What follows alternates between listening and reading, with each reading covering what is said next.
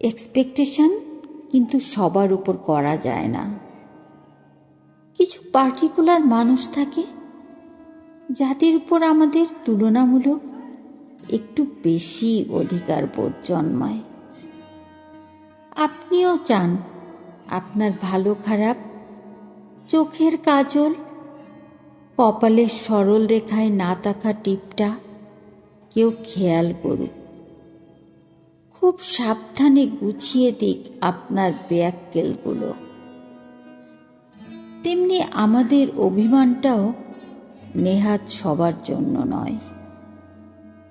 এমন খুব কমই হবে যখন রেগে গিয়ে কাছের কারোর ফোন কেটে দেওয়ার পরক্ষণে সেই মানুষটাকে মনে মনে ভীষণ চাইনি। রাতভর বিছানার এপাশে ওপাশ করে কোনো মতে কাটিয়ে চাইনি সকালে কেউ আমার সূর্য হয়ে উঠুক।